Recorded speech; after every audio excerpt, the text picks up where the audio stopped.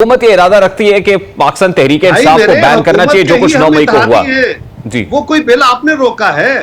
वो कोई bill PTI ने रोका है? वो बिल रोकने वाले कौन है?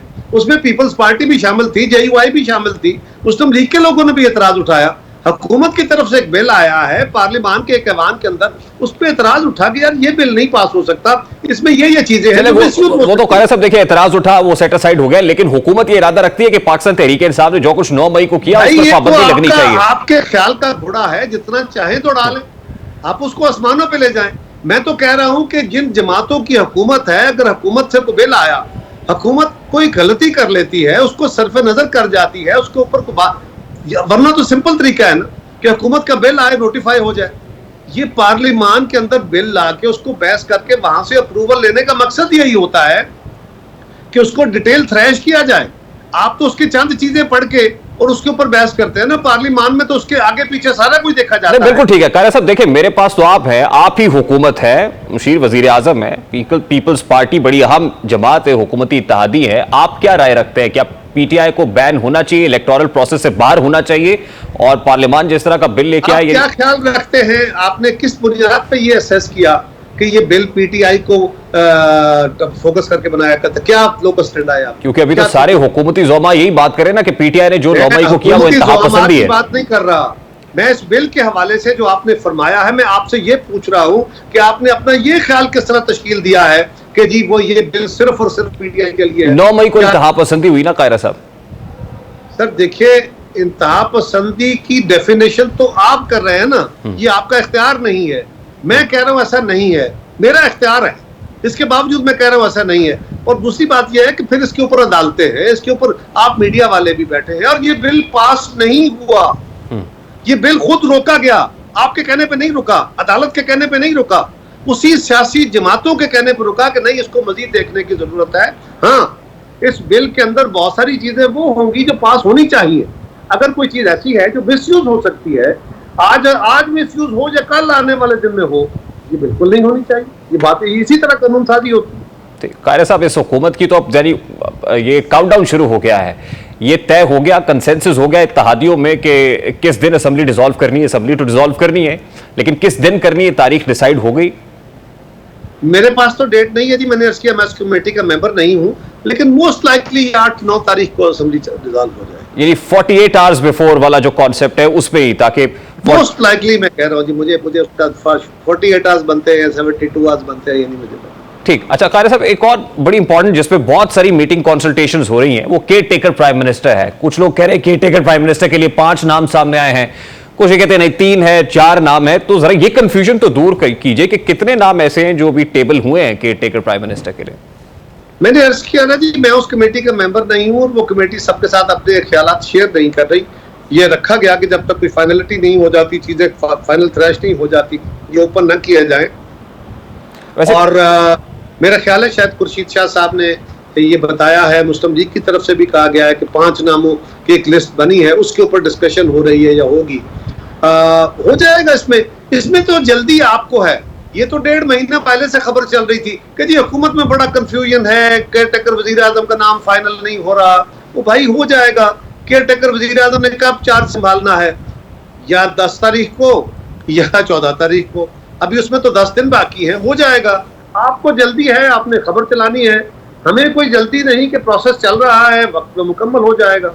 लेकिन कायरा साहब, लगता है कि जो प्री क्वालिफिकेशन क्राइटेरिया है केयर टेकर प्राइम मिनिस्टर के लिए बड़ा कोई हार्ड एंड फास्ट है, क्योंकि कंसल्टेशन बड़े अरसे से हो रही है लेकिन कंक्लूसिव नहीं हो पाई। ये तो आपका ख्याल है, आपने 1.5 महीना पहले से बहस शुरू की हुई है, हालांकि उस वक्त उसको बात सारे फसाने में जिसका जिक्र ना था उसके ऊपर आपने बहस छेड़ी हुई है। हमारे यहाँ तो इसकी जल्दी थी ही नहीं। ये आपका ख्याल है कि दुबई में कंसल्टेशन हुई, किसने कहा आपको? आपके अपने ख्यालात है। सर दुबई मुलाकातें भी तो 1.5 महीना पहले शुरू हो गई ना? हो गई होंगी, क्या उसमें जुर्म है भाई? दोनों लीडर अगर इकट्ठे हुए बैठ के बातें हुई होंगी, शायद ये भी डिस्कशन हुई हो, लेकिन हमें नहीं पता। इसका कोई एलामिया जारी नहीं हुआ, आपके किसी मीडिया के बंदे के पास कोई खबर नहीं है, लेकिन आप पूरे वसूख से ये खबरें चला रहे हैं कि वहां इत्तेफाक नहीं हुआ, इत्तेफाक हो गया, मियां साहब आगे चले गए, जरदारी साहब वापस आ गए, बस इत्तेफाक हो गया। फिर आ गया कि डार साहब के नाम पे इत्तेफाक हो गया। अब हमने बता दिया कि डार साहब का नाम नहीं आएगा, वज़ीर आज़म साहब ने कह दिया, फिर भी आपका अभी इसरार है कि आपकी जरूरत है। मीडिया की कंजम्पशन अपनी जगह, हमें जब उसका अप्रोप्रिएट वक्त आएगा हम उस वक्त कौम के सामने वो नाम ले आएंगे, पता चल जाएगा। जो बाजोड़ में हुआ जी, ये बहुत ही तकलीफ दे, बहुत ही अफसोसनाक, अलमनाक है। सारी कौम उसकी मजम्मत कर रही है। हम उन शहदा के लिए दुआगो हैं। अल्लाह करे कि उनके बरसा को भी सब्र मिले, जो जख्मी हैं वो सेहतियाब हो जाएं। ये मुल्क के अंदर एक वबा फिर उठी है और इसके ऊपर हमारी सिक्योरिटी एजेंसीज ने, हुकूमत ने, वजारत खारजा ने, वज़ीर आज़म ने, सारा सब ने, काबीना ने इस पर अपने तहफ़्फ़ुज़ात का इजहार पहले ही किया था। हमने अफ़गान हुकूमत से भी इस पर राब्ते किए हैं और ये अफरियत फिर बड़ा जोरी से उठ रहा है। काफ़ी अरसे से हमारे जवान, हमारे पुलिस वाले, हमारे फौज वाले, हमारे दीगर एजेंसियों के जवान, हमारे सिविलियंस शहीद हो रहे हैं, टारगेट किए जा रहे हैं। तो ये एक बड़ा अफसोसनाक अमल है। कुछ लोगों का ख्याल है कि ये हमारे भाई हैं। भाई ये उनके भाई हो सकते हैं जो अपने भाइयों के गले काट रहे हो, हमारे तो नहीं है। लेकिन हमें देखना यह है कि इसकी बुनियाद पे क्या इलेक्शन डिले हो सकते हैं? नो वे। जंग भी कोई खौफनाक किस्म के हालात ना पैदा हो जाएं तो इलेक्शन डिले नहीं हो सकते।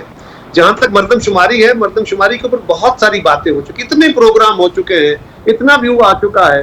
पहले ये सोचिए कि अगर तो आइन के अंदर इलेक्शन डिले होने का कोई जवाज मौजूद है, तो दूर का जवाज भी है, तो फिर भी देखा जा सकता है कि ये सूरत हाल इस्तेमाल हो सकती है।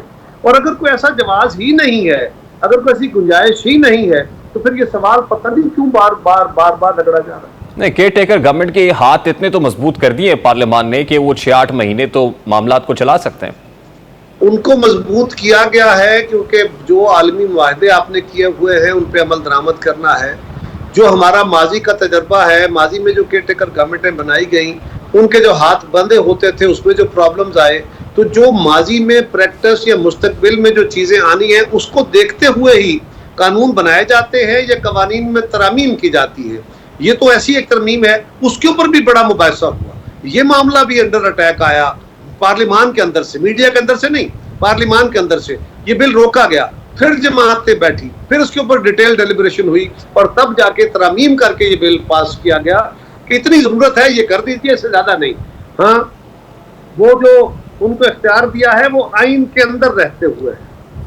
उसकी बुनियाद पे इलेक्शन का इल्तवा क्या कोई आईनी रास्ता है आपकी नजर में? फिर इस पे बात करते हैं, वरना बात ही ला हासिल है।